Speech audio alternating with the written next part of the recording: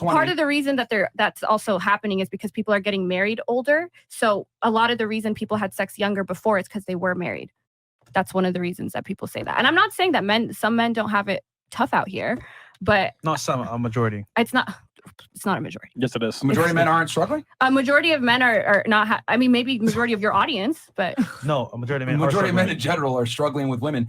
If they weren't, you weren't able to leave a lucrative law career and go into OnlyFans and make a bunch of money. Myron Gaines destroys 304 lawyer in a heated debate about relationships on Fresh and Fit, as Myron Gaines argues with this woke lawyer pushing the goalpost, creating insane narratives about equality, masturbation, begging for statistics on basic reality, and Myron Gaines brutally humbles this woman on the truth on Fresh and Fit. Let's begin. That it's easier for women, but that if something's wrong, it's wrong. It's easier for you to kill me than it is for me to kill you. But murder is still wrong. Let me ask you something. You come from the legal world. Yeah. Are you and a paralegal the same?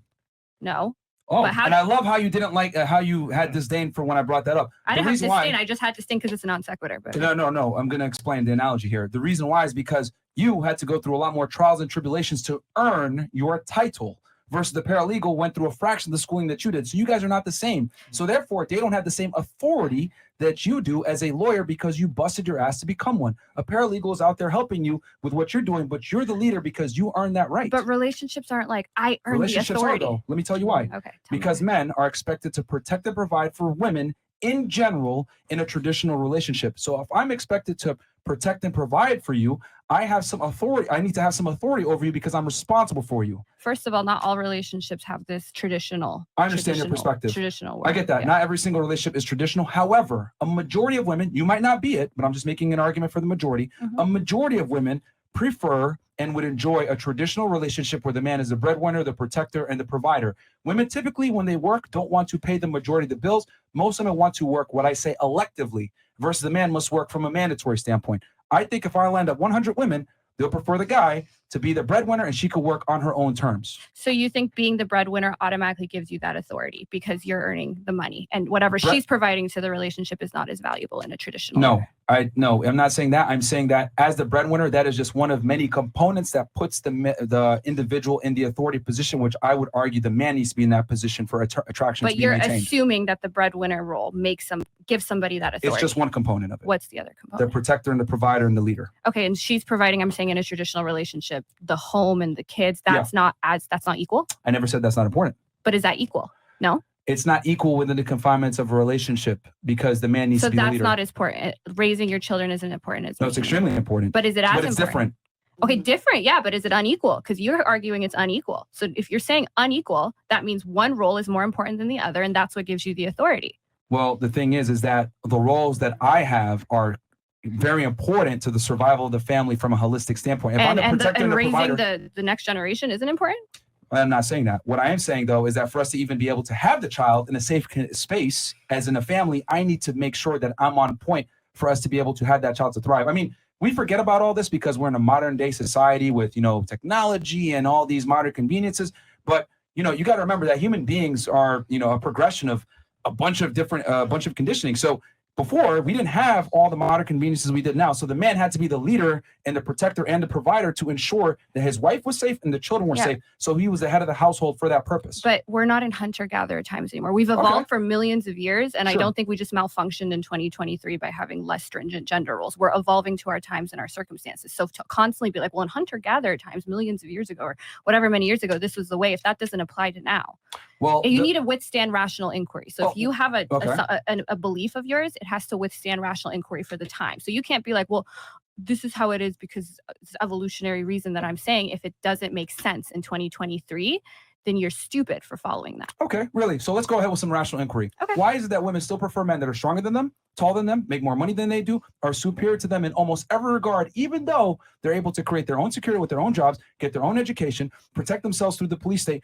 Why do women still screen for all these factors if they don't need it and we live in this modern world? Well, it's changing. So yes, women still, because it's still recent, especially if we look at our evolutionary if you look at our evolutionary trajectory, it's still recent that women have been able to get these opportunities. And since then, if you look every single year, more women are okay with making, or their partners making less and less than before. So hypergamy is on the decline. You can look this up. I would argue it's actually on the incline.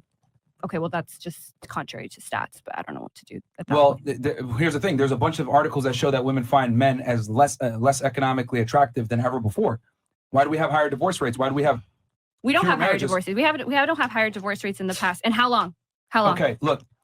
How long? Let's pull them up. Divorce rates Yes. are women initiate 70 to 80% of divorces. Yes, and you constantly And marriages are at the lowest that they've ever been. Yes. Why is that? So this is something I see you do. You don't understand stats, like you just don't get it. Here we Okay. go. So for instance, you say college educated women, for instance, initiate more of the divorces, right? Mhm. Which is true. But then you take that, I've seen you do it, you don't get it. Then you say, oh, college educated women are more likely to get divorced. They're actually way less likely to get divorced. One of the best things you can do to actually prevent divorce is to get married to a college educated woman, especially if you're looking at longevity. A college educated woman is 80% likely to have a marriage that lasts at least 20 years. A woman without a college degree is only 40% likely. But you guys conflate that because you're like, they're more likely to initiate a divorce. So when two people are getting divorced, yeah, a woman that has more resources is going to be more likely to initiate and leave a shitty situation. But those women are actually less likely to marry people or get into circumstances where they're going to divorce in the first place. One of the number one things you should look for if you're looking to make sure your marriage lasts is to marry a college educated woman. These stats have been replicated year after year after year. They're in 2023. I looked up 2023 stats right before this. One group of women has marriages that last the longest and are least likely to get divorced, and that is college-educated women. But you guys constantly conflate those stats. Yeah, but it's harder for college-educated women to find a man in the first place because their standards go up alongside it. And again, that's not true, though. Hold on. You're with, like, I'm a lawyer. I could marry a lawyer in 2 seconds. I'm constantly around other lawyers. The college-educated women are around more educated men. The best position you could be in to marry a lawyer is to be a lawyer yourself. They marry lawyers most often. What percentage of men are lawyers? Well, what percentage of women? That's what I'm trying to say. Like, but rather as to be women happier than in a miserable relationship. No. What I'm trying to say, because here's the thing, we got completely off topic there. All I'm saying, because this all started with me saying that just because we have modern conveniences does not necessarily mean that women have changed their mating practices. Women still want a man superior to them in almost every way if given choice. But it's going down as times change. So you guys are teaching something that's actually becoming less and less valid as time goes on. That's all I'm saying. I don't know about that, because even though women are more educated now than ever before and they have all the opportunities, all the same rights and privileges, they still want a man that's better than them. I would argue hypergamy goes up as women are educated because women are less likely to settle when they are higher earners. Well, I mean, technically, yeah, but these women don't have to settle because you're around other high earners. Like, that's what I mean. Like, you're around, like, lawyers tend to marry. It's called assertive mating. It's you're around other lawyers. You're going to marry lawyers, marry other lawyers, doctors marry other doctors. If I'm in a law office 24/7, it's so easy for me to marry a lawyer. This idea that you guys have, I don't know, in Miami I don't know about podcasting, if it's so easy to marry one, but yeah, I don't know about Miami podcasting world, but lawyers are not marrying 18-year-olds that work at McDonald's. They're marrying other lawyers. Engineers are marrying other engineers. The point is that men are not pigeon-toed to marry within their class, their socioeconomic level. They are. Etc. It's the attraction similarity hypothesis. It's one of the most researched theories in the psychology of attraction. You tend to mate across IQ, across socioeconomic status, across education. This is how people generally mate. Generally, men are totally we're talking about generally. Down. They're more okay. They're more okay with dating down. And again, I don't know what, maybe in new money world it's different, but lawyers and doctors, they're not marrying girls like that work at CVS. It's just not a thing. And they're not marrying hot girls off Instagram. My mom's a lawyer, my sisters are lawyers, my cousins are lawyers, all my friends are lawyers. If we all met up and one of them was like, oh, I'm bringing my girlfriend, this 19-year-old I met on Instagram, never would happen. They're dentists, they're other lawyers. They're not going to bring them around y'all because, like, but are they marrying them? If they're marrying them, if they're marrying them, then marrying you. Then you're divorcing them, and then they're going with a hotter. But I'm way far less likely to divorce them. That's what I just told you. Yes, look up the stats. College-educated women get divorced the least. The likelihood that my marriage is going to last 20 years is 80%. I don't know who here just has a high school education. That's 40%. That's double. You specifically, or you mean women that are lawyers? College-educated women. Me, I don't even believe in marriage, so not me. But so. Yo, you know what's funny? You should date Destiny. And this is why Myron Gaines advocates to repeal the 19th Amendment. Let me know your thoughts so far in the comments below. But did this chick seriously move the goalpost? Not only that, she's advocating for something she's not even interested in doing. Wow. Arguing simply just to argue.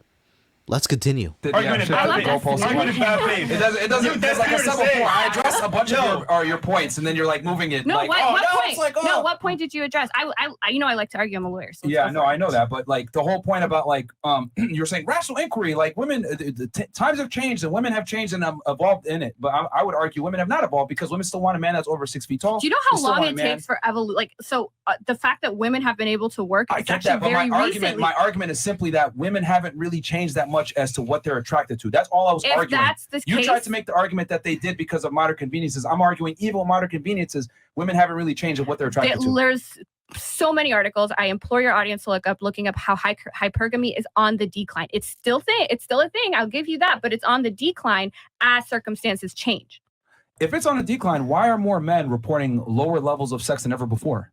That's so are you looking at the 2018 study? Because no, there was one literally that just came out that showed guys between 18 and 20. Part of the reason that that's also happening is because people are getting married older. So a lot of the reason people had sex younger before is because they were married. That's one of the reasons that people say that. And I'm not saying that some men don't have it tough out here, but not some, a majority. It's not a majority. Yes, it is. A majority of men aren't struggling? A majority of men are not. Maybe majority of your audience, but no, a majority of men. Majority of men in general are struggling with women. If they weren't, you weren't able to leave a lucrative law career and go into OnlyFans and make a bunch of money. Wait, so OnlyFans is only because men are struggling? Yes. Upwards of 90% of men, very normal, educated men. Far more educated than people. No, they're not, though. I have so many couples that watch me. Upwards of 90% of men consume and watch. Couples might be 2% of your audience. No. We're saying most men that work a regular job are struggling. You guys also don't understand that highly educated people don't have the same views on sex work as you guys do. So a lot of them, if they're going to watch porn, they rather watch it in an ethical way. OnlyFans is a way you can watch it ethically. The money goes directly to the creator. Nobody's under 18. We all have to be verified. I feel like guys who get pussy don't subscribe to OnlyFans. That's absolutely not the case. That's just not the case. I mean, you can feel that way, but that's just not true. I don't know. That's like the reason why pornography is so popular nowadays, especially, is because it's so easily accessible. You can get it for free. Guys are able to satisfy their sexual thirst through variety, through the internet.